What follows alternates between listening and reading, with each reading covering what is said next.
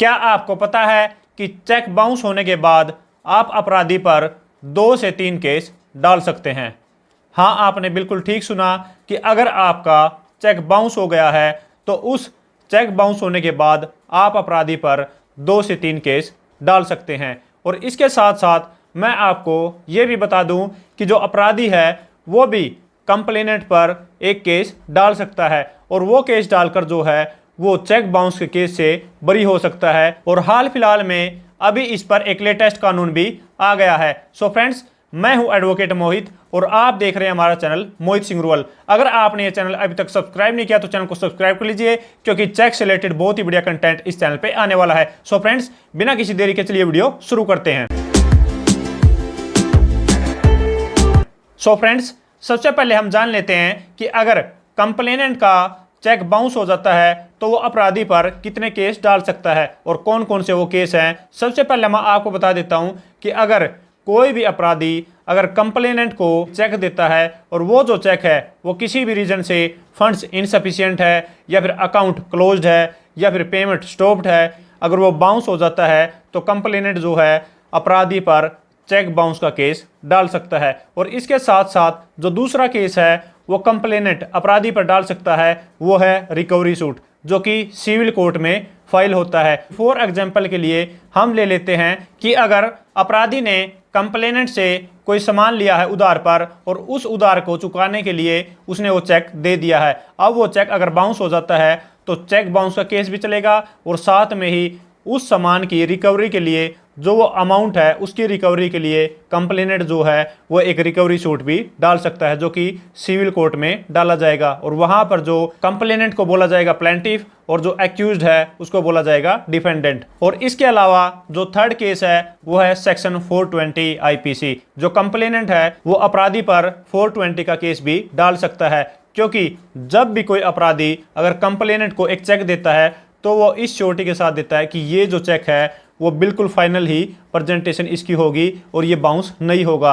और अगर वो जो चेक है वो चेक देने के बाद या वो पेमेंट स्टॉप करा देता है या फिर अपने अकाउंट को बंद करवा देता है तो इस सिचुएशन में जो है वो अपराधी पर 420 का केस भी चल सकता है और जो कंप्लेनेंट है वो एक्यूज्ड पर ये केस भी डाल सकता है। और ये जो तीनों केस है वो इकट्ठे भी डाले जा सकते हैं और अगर इनको अलग अलग कंप्लेनेंट डालना चाहता है तो अलग अलग भी इन केसेस को डाल सकता है। तो ये थे वो 3 केस जो कंप्लेनेंट अपराधी पर चला सकता है। और इसके लिए ऑलरेडी मैंने एक वीडियो भी बनाई हुई है, आप वो वीडियो भी चैनल पर जाकर देख सकते हैं, जिसमें मैंने बताया कि ये तीनों केस जो हैं वो एक साथ इकट्ठे चल सकते हैं और इस पे काफी सारी जो जजमेंटें भी आई हुई हैं। सो फ्रेंड्स, अब हम जान लेते हैं कि अपराधी जो है वो कंप्लेनेंट पर कौन सा केस डाल सकता है और अपने चेक बाउंस के केस से बिल्कुल ही बरी हो सकता है, क्योंकि इसके रिगार्डिंग जो अभी लेटेस्ट कानून भी आ गया है। तो जिस जजमेंट में ये लॉ पॉइंट डिसाइड किया गया है उसका नाम है प्रेमराज वर्सेज पूनम मेनन। 2 अप्रैल 2024 को ऑनरेबल सुप्रीम कोर्ट की ये लेटेस्ट जजमेंट आई है। 5 से 7 दिन पहले ही ये जजमेंट आई है। तो सबसे पहले हम इस केस के फैक्ट्स जान लेते हैं कि इस केस में क्या हुआ था। इस केस में जो अपराधी है उसने कंप्लेनेंट से 2 लाख रुपए उधार लिए थे। तो उसके बाद कुछ दिन बाद जो है वो कंप्लेनेंट ने एक्यूज से वो अमाउंट जो है वो वापस मांगा। अब अपराधी ने क्या किया, अपराधी ने वो पैसे को उतारने के लिए चेक इशू कर दिया और जब वो चेक कंप्लेनेंट ने अपने बैंक में लगाया तो वो जो चेक था वो 2 रीजन से बाउंस हो गया। एक तो ये कि उसमें पेमेंट को जो स्टॉप करा दिया गया था और दूसरा ये कि उस बैंक अकाउंट में जो है वो सफिशिएंट फंड्स नहीं था। तो बाउंस होने के बाद जो है कंप्लेनेंट ने एक्यूज्ड को एक नोटिस दिया और नोटिस के बाद जो है वो चेक बाउंस का केस डाल दिया। तो अब यहाँ पर जो कंप्लेनेंट का केस पेंडिंग था चेक बाउंस का केस, और उसके साथ में ही जो एक्यूज्ड ने भी एक कंप्लेनेंट के खिलाफ केस डाल दिया कि suit for declaration and mandatory injunction, कि जो ये चेक है ये मैंने इसको सिक्योरिटी पर्पज़ के लिए दिया था,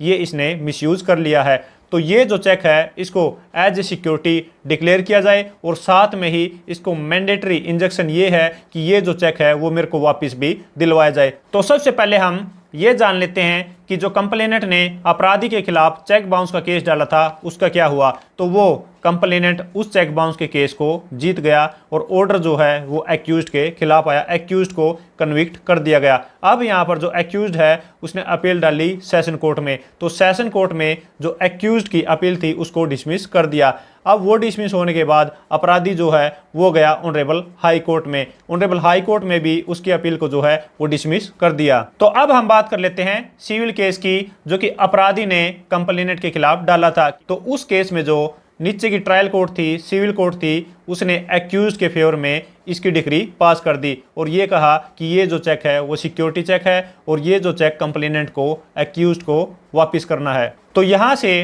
ट्रायल कोर्ट से उसकी डिग्री पास होने के बाद जो कंप्लेनेंट था वो गया अपीलेट कोर्ट में डिस्ट्रिक्ट जज के पास। तो डिस्ट्रिक्ट जज ने भी जो कंप्लेनेंट की अपील थी उसको डिसमिस कर दिया और ये कहा कि ये जो अपराधी ने चेक दिया था वो एज ए सिक्योरिटी पर्पज़ के लिए दिया था, तो इस चेक को सिक्योरिटी चेक डिक्लेयर किया जाता है और कंप्लेनेंट को ये डायरेक्शन दी जाती है कि ये जो चेक है वो एक्यूज को वापस देगा। तो अब यहाँ पर फाइनली जो सिचुएशन थी वो ये थी कि चेक का केस जो है वो कंप्लेनेंट जीत चुका था ऑनरेबल हाई कोर्ट तक, और जो सिविल केस है जो कि एक्यूज ने कंप्लेनेंट के खिलाफ डाला था उसमें एक्यूज जो है वो जीत चुका था। तो अब फाइनली ये मैटर जो है वो गया ऑनरेबल सुप्रीम कोर्ट के पास, और ऑनरेबल सुप्रीम कोर्ट के पास ये क्वेश्चन था कि जो भी सिविल कोर्ट ने फाइंडिंग दी है तो क्या ये क्रिमिनल कोर्ट पर बाइंडिंग है या फिर नहीं। तो यहाँ पर ऑनरेबल सुप्रीम कोर्ट ने ये कहा कि सिविल कोर्ट ने ऑलरेडी फाइंडिंग दे दी है कि ये जो चेक है वो एक सिक्योरिटी चेक है, और साथ में ही ऑनरेबल सुप्रीम कोर्ट ने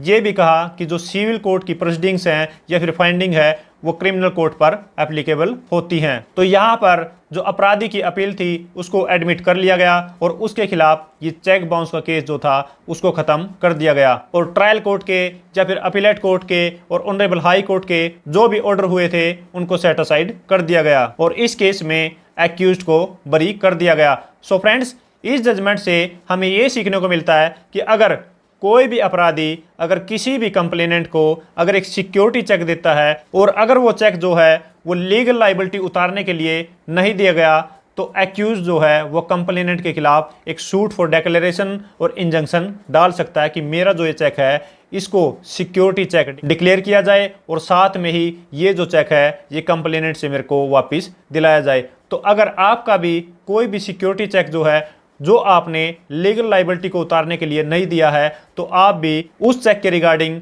ऐसा एक सिविल केस डाल के चेक के केस से बरी हो सकते हैं। और ये जो अभी हाल फिलहाल में लेटेस्ट ऑनरेबल सुप्रीम कोर्ट की जजमेंट आई है इसका बेनिफिट ले सकते हैं। सो फ्रेंड्स, अगर ये वीडियो आपको अच्छी लगी है तो लाइक कीजिए, शेयर कीजिए, और अगर आपने ये चैनल अभी तक सब्सक्राइब नहीं किया तो चैनल को सब्सक्राइब कीजिए क्योंकि चेक से रिलेटेड बहुत ही बढ़िया कंटेंट इस चैनल पे आने वाला है। सो फ्रेंड्स, इस वीडियो में इतना ही, मिलते हैं नई वीडियो में नए किसी लीगल टॉपिक के साथ, तब तक के लिए thank you so much, bye bye.